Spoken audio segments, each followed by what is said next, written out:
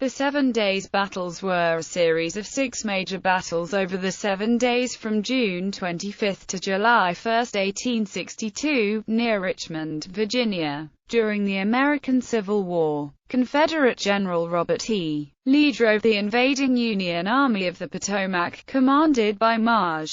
Gen. George B. McClellan, away from Richmond and into a retreat down the Virginia Peninsula. The series of battles is sometimes known erroneously as the 7 Days Campaign, but it was actually the culmination of the Peninsular Campaign, not a separate campaign in its own right. The 7 days began on Wednesday, June 25, 1862, with a Union attack in the minor Battle of Oak Grove. But McClellan quickly lost the initiative as Lee began a series of attacks at Beaver Dam Creek on June 26, Gaines's Mill on June 27, the minor actions at Garnett's and Golding's Farm on June 27 and 28, and the attack on the Union rearguard at Savage's Station on June 29.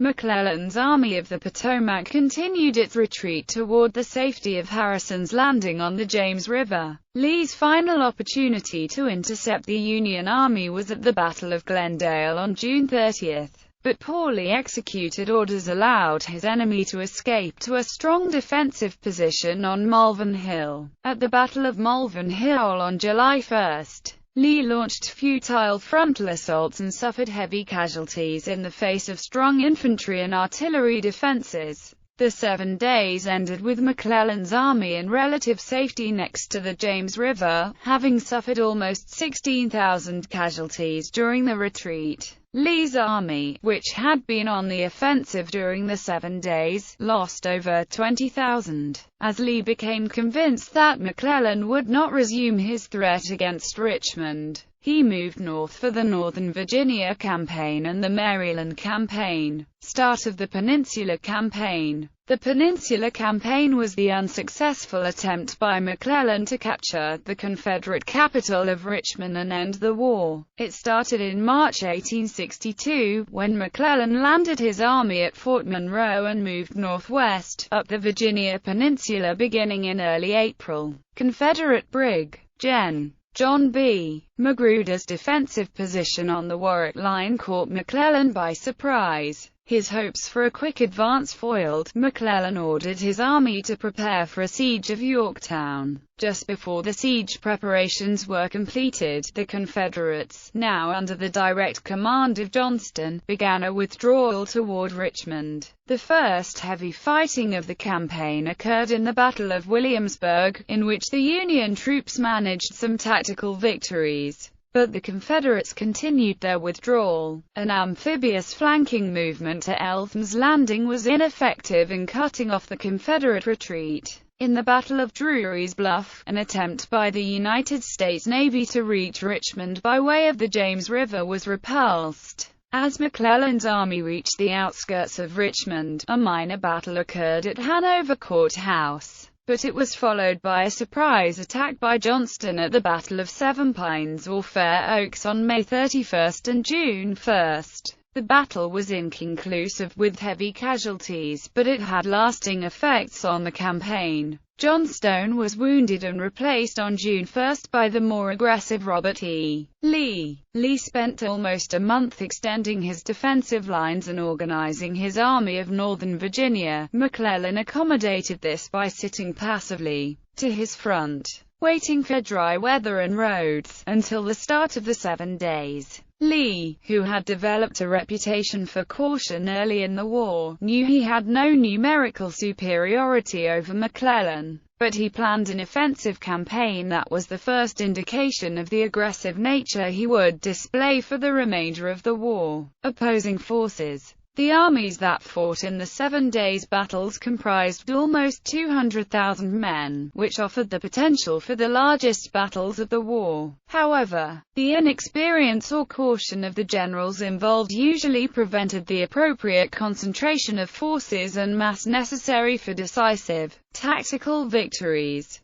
McClellan's Army of the Potomac, with approximately 104,000 men, was organized largely as it had been at Seven Pines. 2nd Corps. Brig. Gen. Edwin V. Sumner commanding divisions of Brig. Gens. Israel B. Richardson and John Sedgwick, 3rd Corps. Brig. Gen. Samuel P. Heinzelman commanding divisions of Brig. Gens. Joseph Hooker and Philip Kearny, 4th Corps. Brig. Gen. Erasmus D. Keyes commanding divisions of Brig. Gens. Darius N. Couch and John J. Peck, 5th Corps. Brig. Gen. Fitz-John Porter commanding divisions of Brig. Gens. George W. Morrell, George Sykes, and George A. McCall, 6th Corps. Brig. Gen. William B. Franklin commanding divisions of Brig. Gens.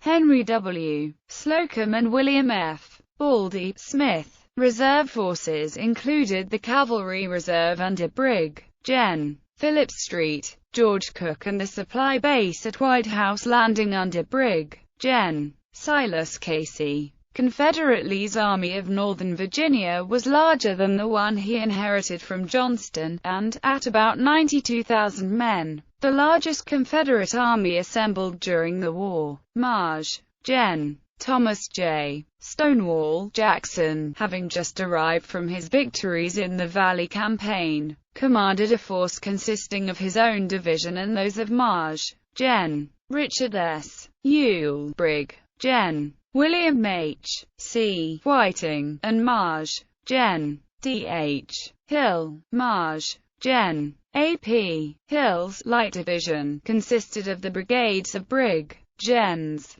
Charles W. Field, Max I. Gregg, Joseph R. Anderson, Lawrence O'Brien Branch, James J. Archer, and William Dorsey Pender. Marge. Gen. James Longstreet's division consisted of the brigades of Brig. Gens. James L. Kemper, Richard H. Anderson, George E. Pickett, Cadmus M. Wilcox, Roger A. Pryor, and Winfield Scott Featherston. Longstreet also had operational command over Hill's Light Division. Marge. Gen. John B. Magruder commanded the divisions of Marge. Gen. Lafayette McLaws, Brig. Gen. David R. Jones, and Magruder's own division, commanded by Brig. Gen. Howell Cobb. Marge. Gen. Benjamin Huger's division consisted of the brigades of Brig. Gens. William Mahone, Ambrose R. Wright, Lewis A. Armistead, and Robert Ransom, Jr. Marge.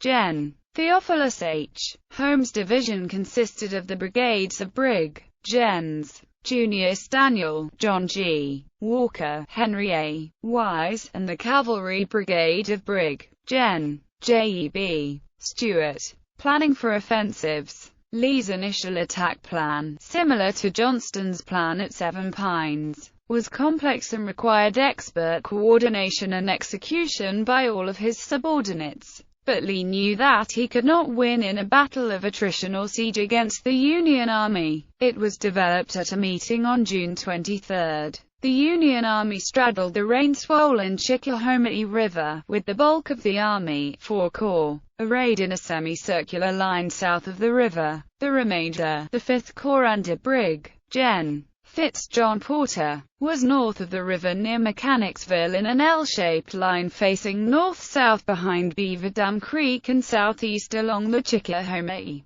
Lee's plan was to cross the Chickahominy with the bulk of his army to attack the Union north flank, leaving only 2 divisions to hold a line of entrenchments against McClellan's superior strength. This would concentrate about 65,500 troops to oppose 30,000. Leaving only 25,000 to protect Richmond and to contain the other 60,000 men of the Union Army. The Confederate cavalry under Brig. Gen. J.E.B. Stewart had reconnoitered Porter's right flank, as part of a daring but militarily dubious circumnavigation of the entire Union Army from June 12 to 15, and found it vulnerable. Lee intended for Jackson to attack Porter's right flank early on the morning of June 26, and A.P. Hill would move from Meadow Bridge to Beaver Dam Creek, which flows into the Chickahominy, advancing on the Federal trenches.